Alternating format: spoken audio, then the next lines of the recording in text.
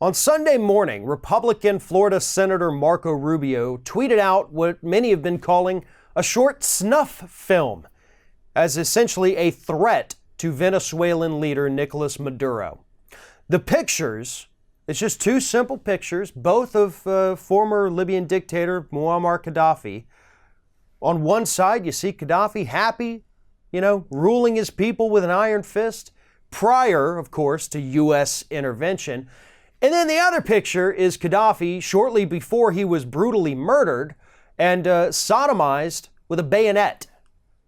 So, Rubio, with no other context, tweets out the pictures side by side after obviously spending several days talking about Venezuela.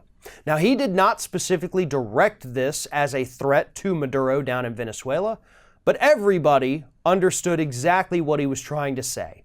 He was trying to say, Maduro, you play by our rules here in the United States or this is going to happen to you. He essentially issued a death threat to the leader of a foreign country. Now, Rubio himself has gone down there to Venezuela.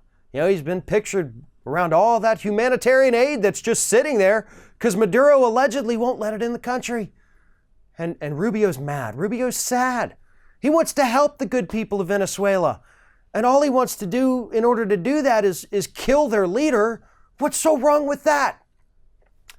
Let's be very clear about something about what's happening down in Venezuela. Sure, they're not letting U.S. aid come through their country or come into their country to help their people. And a lot of people here in the U.S. are pissed off about that. But did you know that we're not sending just volunteers down there to go hand out aid? These aren't just people off the streets of the United States who care about one another. It's not church groups. It's the frickin' military. We've got military fighter jets that we want to send in to deliver this humanitarian aid. These Black Ops helicopters down there ready to go deliver humanitarian aid. Armed soldiers from the United States who really are just arming themselves with goodwill and humanitarian aid.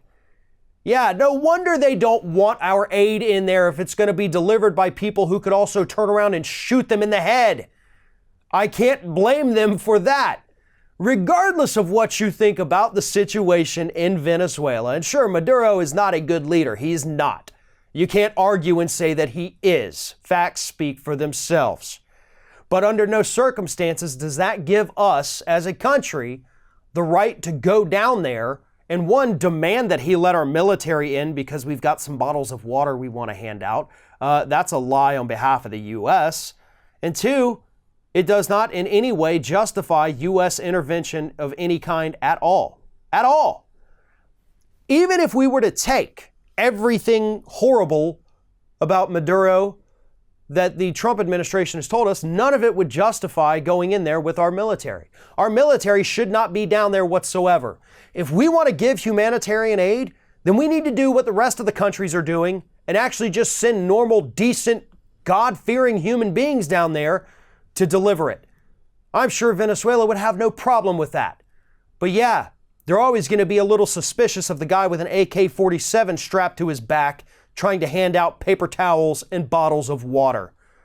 And when you have a guy like Marco Rubio tweeting out death threats to their leader, it becomes pretty obvious why they don't trust what it is we're trying to do down there. And when you look at our history as a country, I don't think anybody should trust us when we say, hey, we're the United States and we're totally just here to help.